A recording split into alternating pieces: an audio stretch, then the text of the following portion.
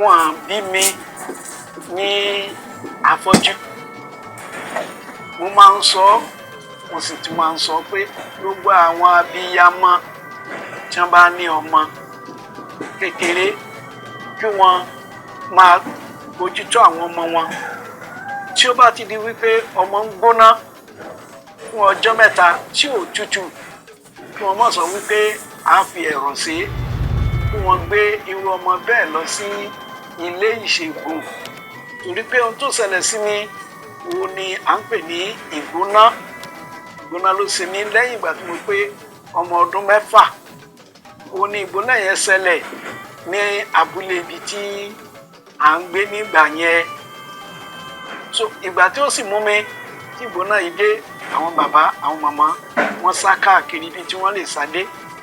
Ìgbà tí ó yọrí sí, òun ló yọrí sí ojú. Láti ìgbà yẹn ojú òsì yìí ò ní mò ń lò. Àmì ní kò ríran, ojú ọ̀tún ò ní mo fi ríran níwọ̀nba ibi tí mò ń rí. Ìgbà tí mo ń dàgbà sí tó di 1995 May 10 May ọdún yẹn, ó jẹ́ ọjọ́ Wednesday. Bí mo ṣe jí, iwájú orí òun ló ń fọ́ mi. Èmi rò wípé ẹ̀fọ́rí lásán ni kí n lo paracetamol kó lọ. Ṣùgbọ́n ìgbà tó mi di aago 12 ọ̀sán mi ò sì rí nǹkan kan mọ́ nìyẹn. Ní ìgbà tí ó ṣẹlẹ̀, mo lọ sí ilé ìwòsàn ní 1995 yẹn. Ilé ìwòsàn tí mo lọ, wọ́n ṣe gbogbo ìdánwò tí wọ́n lè ṣe, wọ́n sì fún mi lóògùn. Ṣùgbọ́n ọ̀gá hospital yẹn wá sọ fún mi wípé kí n lọ jókòó kí n máa gbàdúrà. Tọ́lọ́run bá ní màá sì rí lò sí, kí n rí lò sí pé ní ti ipá ènìyàn o, ipá ènìyàn ti pín. Èyí tó kù ó kù sí ọwọ́ Ọlọ́run, pé kí n má wulẹ̀ dára mi láàmú pé màá sá kiri. Nítorí pé kó tó di àkókò yìí mo ti lọ sí oríṣiríṣi ilé ìwòsàn tí mo ti béèrè pé kí wọ́n ṣiṣẹ́ abẹ. Wọ́n ní tí wọ́n bá ṣiṣẹ́ abẹ fún mi pé mi ò nílò ju oṣù 6 lọ. Mo ní kí wọ́n fún mi ní àwọ̀ ojú. Wọ́n ní tí wọ́n bá fún mi ní àwọ̀ ojú, oṣù 3 péré ni màá fi lè lò ó tẹ̀lé tó kí wọ́n ṣe operation. So mo sì wá ní ọ̀dà àti àwọ̀ ojú o àti iṣẹ́ abẹ o. Mo sì gbàgbé gbogbo ẹ̀ láti gbà yẹn. Mo wá fẹ́ sọ fún gbogbo ẹ̀yin òbí pátápátá tẹ́ ń gbọ́ mi nílé lóko lódò, tẹ́ ẹ bá ní àkàndá ọmọ, ẹ má tà wọ́n nù. Bí ẹ ṣe ń tọ́jú àwọn tẹ́ ẹ rò pé wọ́n jẹ́ abarapá, àwọn tí wọ́n lera, bẹ́ẹ̀ ni kẹ́ ẹ ṣe tọ́jú àwọn àkàndá. Nítorí pé a ò mọ ọmọ tí yóò sin wá nígbà tá a bá kú. A ò sì mọ ọmọ tí ó gbélé wa ró. Nítorí náà gbogbo ẹ̀yin òbí tẹ́ ní àkàndá ọmọ, ẹ má bànújẹ́. Ọjọ́ iwájú ó sì wà fún wọn tẹ́ bá lè tì wọ́n lẹ́yìn. Orúkọ mi ni Àyànwálé Peter Káyọ̀dé, tí mo jẹ́ ẹni tó ní ìpèníjà ojú.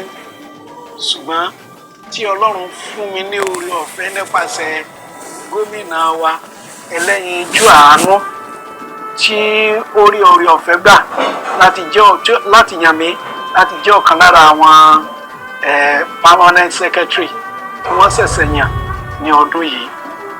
Ní tòótọ́ olùkọ́ ni mo jẹ́ nígbà tí mo bẹ̀rẹ̀ iṣẹ́ ní ọdún February 1991.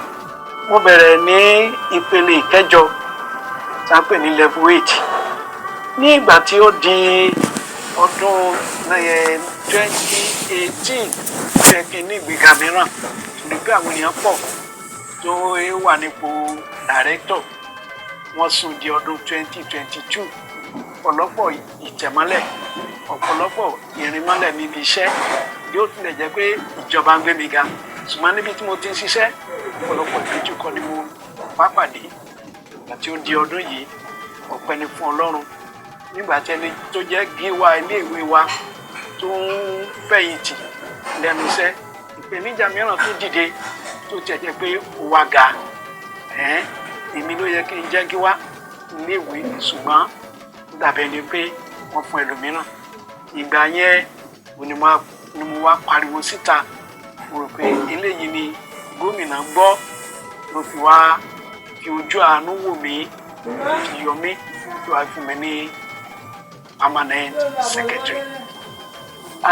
Olùkọ́ni tí mo jẹ́ wọn àkàndá ni mo ń kọ́ ṣùgbọ́n ẹ jẹ́ kó yé wa wípé ẹni tí ó ní ìpèníjà ojú ó lè kọ́ àwọn tó ríran pẹ̀lú kì í ṣe pé àwọn àkàndá nìkan wo ni a lè kọ́ níwọ̀n ìgbà tó jẹ́ wípé mo lè sọ̀rọ̀ mo sì lè gbọ́ ibi tí